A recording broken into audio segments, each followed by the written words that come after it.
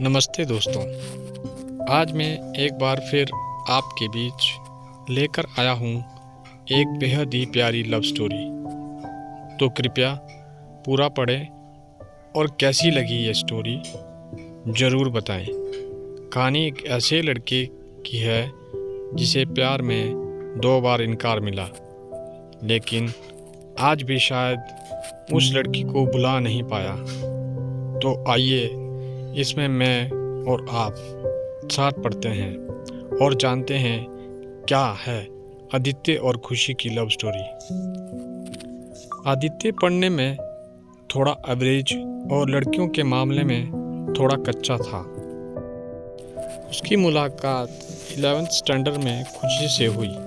खुशी पढ़ने में अच्छी और अपने फ्यूचर के बारे में सोचने वाली लड़की थी।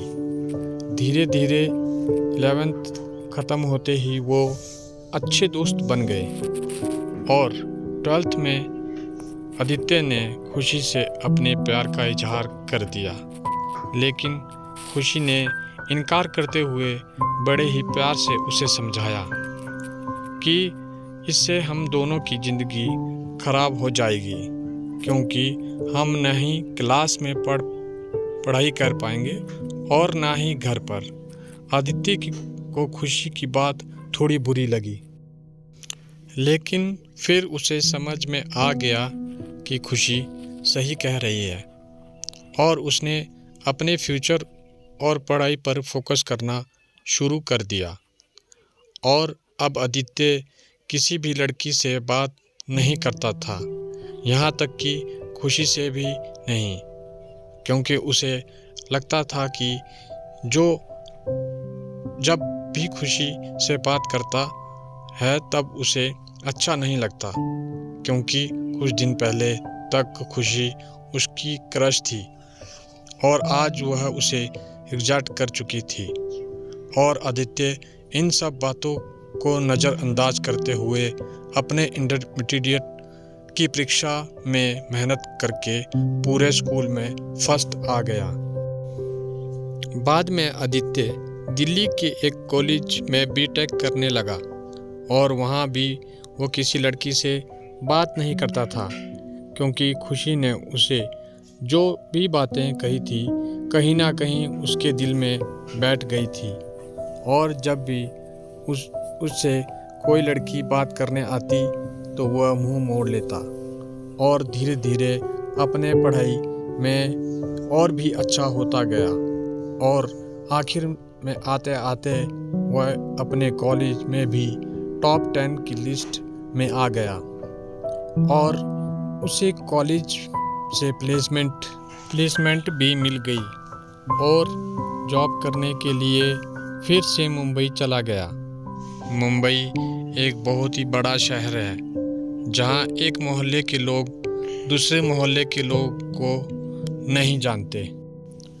वहीं जब आदित्य ऑफिस गया तो उसे वहाँ खुशी दिखी, लेकिन अब खुशी के लिए उसके दिल में कोई जगह और नहीं थी।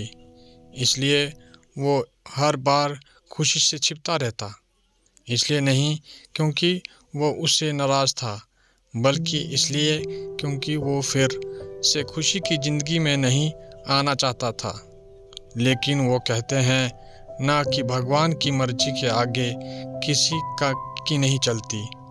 एक दिन ऑफिस की कैंटीन में खुशी ने आदित्य को देख लिया और उसके पास जाकर उससे बातें करने लगी। आदित्य के पास भी खुशी से बात करने के अलावा और कोई विकल्प नहीं था। दोनों के दिल में पिछले 4 साल से जो भी दर्द था उन्होंने एक दूसरे को बताया और वो खूब सारी बातें की। खुशी में उनसे बिछड़ने के बाद अपने सफ़र के बारे में बताया और आदित्य से उसके बारे में पूछा, जिसके बाद आदित्य को भी कहीं ना कहीं लगने लगा कि खुशी गलत नहीं थी और आदित्य को फिर से खुशी से प्यार हो जाता है। कुछ दिन बीतता है और दोनों की दोस्ती और भी गहरी हो जाती है। और एक दिन अचानक आदित्य खुशी से बात करते करते उससे अपने प्यार का इजहार कर देता है, लेकिन खुशी फिर इनकार कर देती है। और जब आदित्य उससे इसकी वजह पूछता है तो वो बताती है कि उसकी शादी तय हो गई है और 1 महीने के बाद वो जॉब छोड़ देगी। जब यह बात आदित्य को पता चली तो वो फिर से टूट गया। इसके बाद वो अपने आप को संभाल नहीं पाया और एक चिट्ठी खुशी के नाम के लिए छोड़कर चला गया। और खुशी उस खत को पढ़ती है जिसमें लिखा था, मेरी प्यारी खुशी, मैं तुमसे बहुत प्यार करता हूँ, लेकिन शायद तुम मेरी ज़िंदगी में नहीं हो, इसलिए तो मैंने तुम्हें 2 बार खोया है। कोई भी इंसान इतना बदनसीब कैसे हो सकता है कि अपने प्यार को 2 बार खोए। मैं नहीं जानता कि तुमसे दूर रहकर जी पाऊंगा कि नहीं, लेकिन अगर तुमने किसी और से शादी करते देख लूँगा तो पक्का जी नहीं पाऊंगा। इसलिए मैं तुम्हें और इस शहर दोनों को छोड़कर जा रहा हूँ। शायद तुम भी मुझे भूल जाओ, लेकिन दूसरी बार मिलने के बाद मैं तुम्हें कभी नहीं भूल पाऊंगा। मैं भगवान से प्रार्थना करता हूँ कि तुम्हें और तुम्हारे होने वाले पति को हमेशा खुश रखे। तुम्हारा प्यारा आदित्य। खत पढ़ने के बाद खुशी रोने लगी और आदित्य को बहुत ढूंढा पर वो कहीं नहीं मिला। और बाद में खुशी ने अपने परिवार की खुशी के लिए अभिषेक के साथ शादी कर ली। लेकिन खुशी को आज भी ये बात हमेशा सताती है कि आदित्य कहाँ गया होगा और किस हाल में होगा। यहाँ तक तो उसे यह भी पता नहीं कि आदित्य जिंदा भी है या नहीं।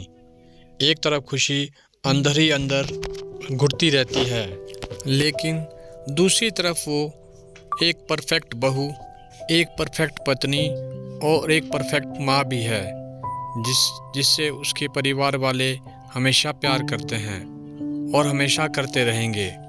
हम तो नहीं पता कि खुशी ने 12th स्टैंडर्ड में या जॉब टाइम पर आदित्य को ठुकरा कर गलत किया या सही, लेकिन आदित्य ने साबित कर दिया कि वह खुशी से सच्चा प्यार करता था।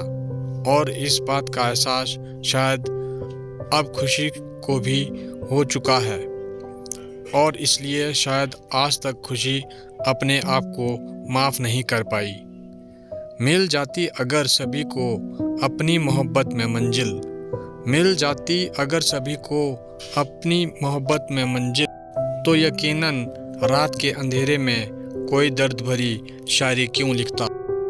इसी के साथ मैं आपसे विदा लेता हूँ। दोस्तों, कैसी लगी आपको यह स्टोरी कमेंट करके ज़रूर बताएं। अगर आपको यह कहानी ज़रा भी पसंद आई हो तो ज़रूर इसे अपने दोस्तों के साथ शेयर करें, और ऐसी पोस्ट को पढ़ने के लिए मेरे चैनल को सब्सक्राइब, लाइक और शेयर करें। धन्यवाद।